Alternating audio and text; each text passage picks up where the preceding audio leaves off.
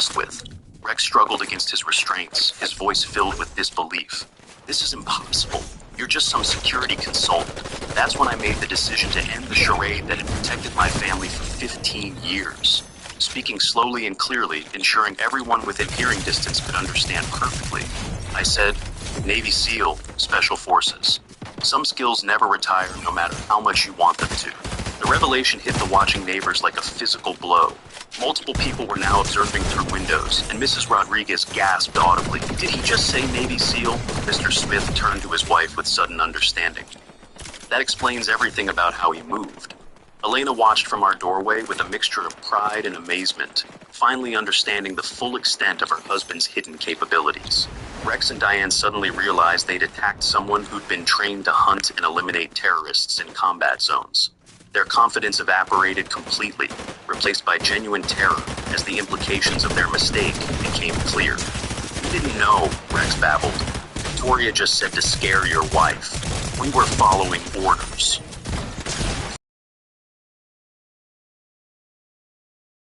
Either. Diane was crying now. She said, "Make the wife understand. We were just supposed to frighten her." My response was ice cold. "You did more than frighten her. You put her in the hospital. You traumatized her in her own home. You made her afraid to live her normal life." I gave them both a simple choice that carried absolute finality. "Pack your belongings. Leave town tonight. If I see either of you in this neighborhood again, we'll have a very different conversation." Rex tried to maintain some dignity. "You can't make us leave our own homes." I leaned closer, letting him see something in my eyes that had terrified much more dangerous people than small-town bullies. "Try me," I said quietly. Rex and Diane both nodded frantically, understanding they'd lost this confrontation in every possible way. They gathered themselves up and hurried away, their earlier arrogance replaced by genuine fear.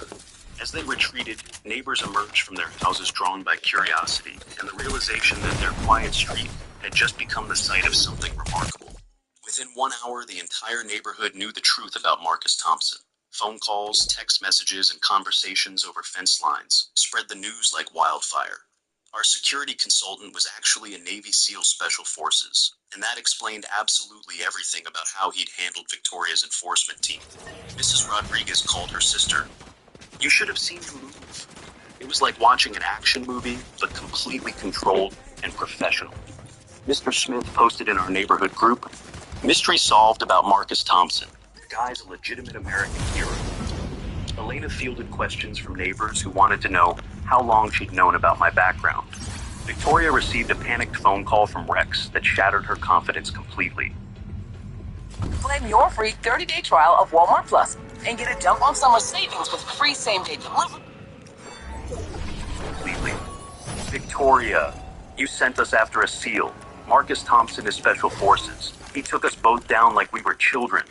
I could hear Victoria's wine glass shatter through the phone as the implications hit her. "That's impossible," she said weakly. "He's just a contractor." "He knows everything," Rex continued frantically.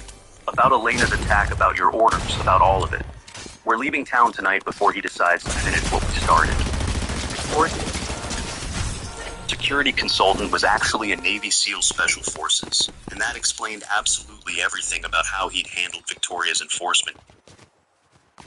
"She's dangerous, take her down." That's what our HOA president screamed as her police pulled a gun on my wife, all because of some red roses and a punching bag.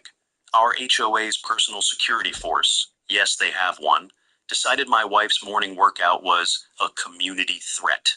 Big mistake. See, when fake cops pull real guns, most people panic. My wife, she got quieter. And that silence should have been their warning, because the woman in yoga pants they were threatening had worn a very different uniform. Still does, actually. What happened next took 2.7 seconds and made the real cops salute her. But to understand why our HOA targeted us, I need to start from day one. Where were you guys watching from? Drop a comment below. Moving day was supposed to be perfect. June sunshine, birds chirping, the whole suburban dream package.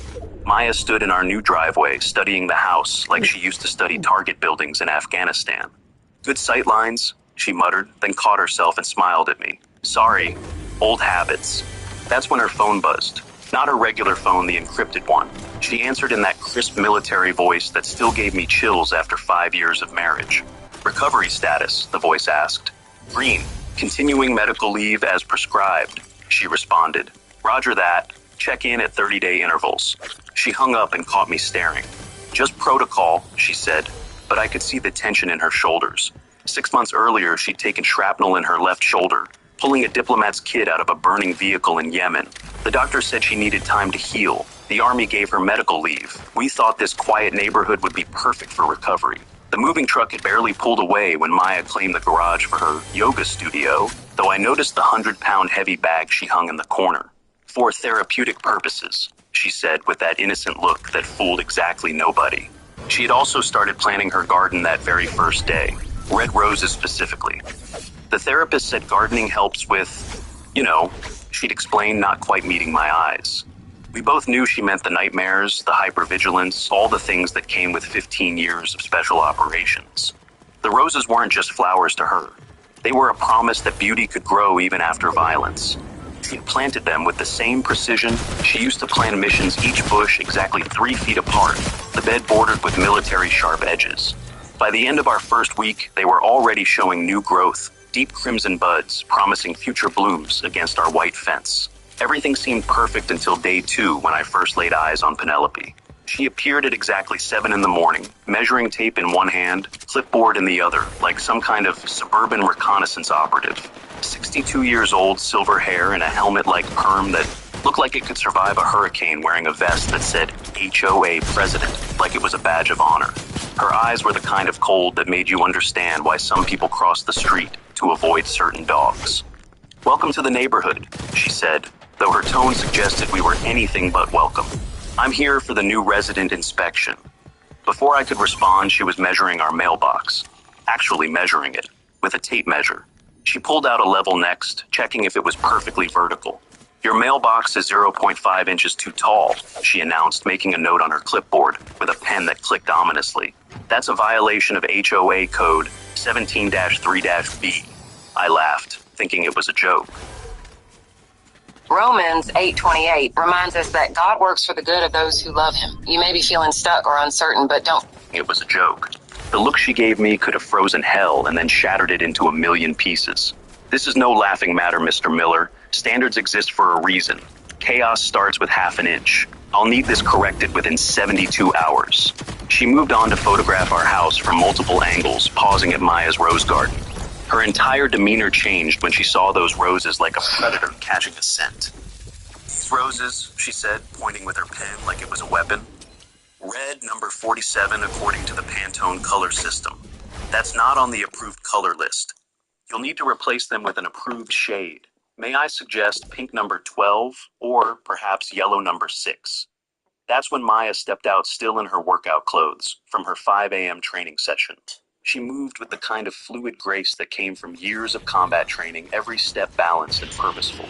Penelope's eyes narrowed as she took in my wife's athletic build, the way she moved with controlled precision. And you are? Penelope asked, her voice dripping with false politeness.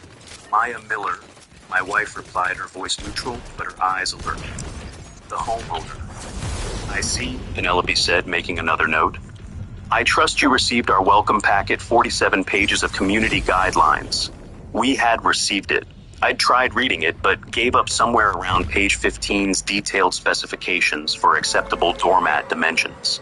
The packet included approved paint colors, 47 shades, none, interesting grass, height requirements, 2 to 2.5 inches measured weekly, and even regulations about bird feeders no more than 2 specific seed types only. Penelope continued her inspection for another hour, measuring the height of our grass with an actual ruler, photographing our windows from multiple angles, even checking the color of our garden hose against some kind of color wheel she pulled from her vest. I run a tight ship here, she informed us. This community has standards, property values to maintain. Some people, she glanced at our house with barely concealed disgust, don't appreciate what we've built here. After she left, our next-door neighbor, an elderly man named Frank, shuffled over. She measure your grass too, he asked. I nodded. Every week, he said, shaking his head. Every single week for 5 years. She's particular about this street, especially your house. When I asked why, he just shrugged and shuffled away, but not before adding, the last folks lasted 8 months. The The ones before that, 6. Just saying. The violations started immediately. Day 3 brought a warning about excessive noise at 5 a.m. Maya's workout routine, which was actually quieter than most people's alarm clocks. Day 7, a $50 fine for the unapproved rose color. Day 10, a $100 fine for a commercial vehicle because one of Maya's yoga students had parked in our driveway for an hour. Each notice was delivered with increasing aggression, the language becoming more threatening. Maya handled it better than I did. "I've dealt with worse in Kandahar," she'd say, filing each notice in a folder she labeled evidence. But I could see it wearing on her. This was supposed to be her safe space, her recovery zone. Instead, she was checking windows like she was back in a combat zone, analyzing angles of approach, identifying potential threats in what should have been a peaceful neighborhood. Day 14, the nuclear option arrived via certified mail. I signed for it with a sense of dread, the postal worker giving me a sympathetic look, like he knew what was inside. I opened it with shaking hands, while Maya watched from the doorway. The official HOA letterhead seemed to scream at me. "Final notice. Your property is in violation of 17 HOA codes. You must correct all violations or sell your property within 30 days or face legal action, including forced foreclosure proceedings." Maya read it once, then again. Something shifted in her expression. The same look I'd seen in our wedding photos from when she was deployed. Dangerous, focused, ready. 30 days, she said quietly. "She's giving us 30 days to abandon our home." I watched as she folded the letter, with precise military corners, her jaw set in a way that meant someone somewhere had just made a very big mistake. But why would Penelope demand we sell our house in 30 days? Or else drop a comment if your HOA has ever threatened you with something crazy. I need to know I'm not alone here. The community center smelled like old coffee and broken dreams. I'd put on my best suit, the one I wore to weddings and funerals, hoping to kill them with kindness. "Just be reasonable," I'd told myself in the mirror. "Explain the situation. They're human beings." Maya had refused to change out of her workout clothes, black tactical pants and a fitted tank top that showed the scar on her shoulder. "I'm not performing for her," she'd said, and I knew better than to argue. The meeting room was packed with our neighbors, most looking like they'd rather be anywhere else. Penelope sat at the head table like a queen holding court, flanked by 2 other board members who looked terrified of her. Behind us, Gus stood guard hand resting on his security badge like it was a weapon. He was trying so hard to look military, tactical vest, cargo pants, the works. Maya had taken one look at him, and I'd seen her lips twitch in what might have been amusement or pity. "Next on the agenda," Penelope announced, not bothering with pleasantries, "the Miller property violations." She clicked a remote, and our house appeared on a projector screen. As you can see from Exhibit A, the Millers have accumulated 17 violations in just 2 weeks. This includes operating an illegal business, creating noise disturbances, and maintaining non-compliant landscaping. The next slide showed Maya's morning workout clearly taken with a telephoto lens. This was recorded at 5:07 a.m. Note the aggressive nature of the exercises. This is not yoga, this is combat training. Murmurs rippled through the crowd. Some people started leaving, shaking their heads. I tried to speak up. "If I could just explain..." "You'll have your turn, Mr. Miller," Penelope cut me off. Though I doubt any explanation could justify this blatant disregard for community standards. She continued through her presentation, photos of the roses, the mailbox, even a shot of Maya's student's car with the license plate circled in red. HFX relieves diabetic neuropathy pain by quieting pain signals at the source. She continued through her presentation, photos of the roses, the mailbox, even a shot of Maya's student's car with the license plate circled in red. Furthermore, Penelope said, building to her crescendo, background research reveals that Mrs. Miller claims to be a yoga instructor, yet no business license is on file. What exactly is she hiding? That got Maya's attention. I saw her shift slightly, the way she did when assessing a threat. Richard the treasurer was watching Maya with an odd expression, like he was trying to place her. "The board has already voted," Penelope continued. "The $500 fine stands. Furthermore, if the violations are not corrected and the property sold within 30 days, we will pursue legal action." She smiled then, a cold, satisfied smile. "All in favor?" 2 hands raised immediately, Penelope's and 1 terrified board member. Richard hesitated, still staring at Maya, then slowly shook his head. "Motion passes," Penelope said, ignoring that it was only 2 out of 3. "Meeting adjourned." The room emptied quickly, neighbors avoiding eye contact as they fled. I felt like I'd been publicly executed. In the parking lot, Richard approached us nervously. He was a small man, maybe 50, with the careful movements of someone who had learned to stay under the radar. "You need to know something," he said, glancing around to make sure Penelope wasn't watching. "This isn't about rules." He pulled out his phone, showing us an old news article. The headline read, "Local couple wins heated bidding war for dream home." The photo showed a young couple celebrating in front of our house. "5 years ago," Richard explained, "Penelope bid everything she had on your house. She lost by $1,000 to the Johnsons. They lasted 6 months before she drove them out. Then the Patels, 8 months. The Washingtons made it a full year." His hands shook as he scrolled through more articles. "She calls it the house that should have been mine. She keeps files on everyone who lives there. Detailed files. You're telling me she's driven out 3 families?" Richard nodded. "You're number 4, and she's getting better at it, more efficient." He looked at Maya with something like hope. "But I saw how you stood in there, how you watched everything. You're not like the others, are you?" Maya studied the articles like she was analyzing intelligence reports. "So, she's been planning this for 5 years, perfecting her tactics. She has a room in her house," Richard whispered. "I've seen it during board meetings. Charts, timelines, photos. It's unsettling." That's when Maya smiled. It wasn't a nice smile. It was the smile I'd seen in photos from her deployment, usually right before something very bad happened to very bad people. "She wants a war over her house," Maya said quietly. "She just got one." Richard looked relieved and terrified in equal measure. "Be careful," he warned. "She's connected. Knows people from her dispatcher days. And Gus, he's desperate to prove himself. Failed out of the military, wants to show he's tough." As we drove home, Maya was quiet processing. Finally, she spoke. "Pull over at the electronics store. I need to pick up some equipment." "What kind of equipment?" I asked, though I suspected I knew. "The kind that helps you know your enemy," she replied. "Penelope made 2 mistakes. First, she threatened our home. Second, she gave you 30 days to plan."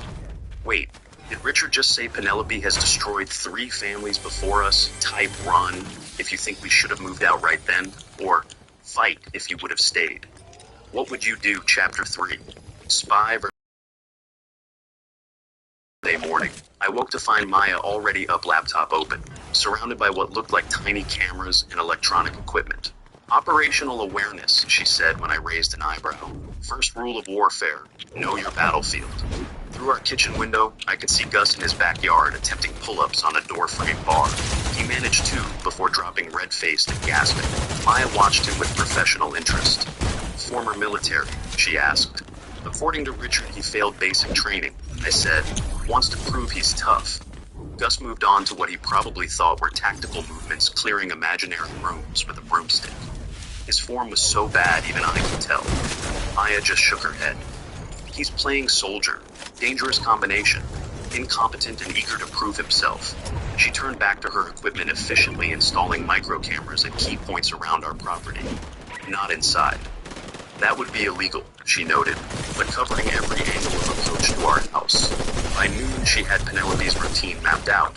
"Target maintains predictable patterns," Maya reported, sounding like she was briefing a mission. "Morning inspection walks at 700 hours, returns at 1400 for secondary surveillance. Evening patrol at 1900. She'd even noted which neighbors Penelope spent extra time watching. "She's documenting everything," Maya observed. "Building cases. We're not her only targets, just the current priority." That's when Maya decided to escalate. "Time to give her something to watch," she announced. The next morning, she moved her workout outside. Not the gentle yoga routine she'd been doing for therapy, but the real training. Heavy bag work that shook the garage walls. Speed rope that cracked the vibe to gunfire. Medicine ball snapped. Divots in the grass. Each day she got a little louder, a little more intense. I watched Penelope watching from her window, binoculars pressed to her face, frantically taking notes. "You're baiting her," I said. Maya smiled. "I'm giving her what she expects to see. A dangerous, unstable veteran. Let her think she's in control." As she started playing Middle Eastern music during her workouts. Loud enough to be heard, but not enough to technically violate noise ordinances. She'd call out commands in Arabic, the same phrases she'd used to train allied forces. Penelope's visits increased. She'd stand at our fence line, measuring tape in hand, documenting every possible inflection. Gus started accompanying her, puffing out his chest hand always near the pepper spray on his belt. One night, reviewing the camera footage, Maya caught something interesting. There, she said, pointing at the screen, 0200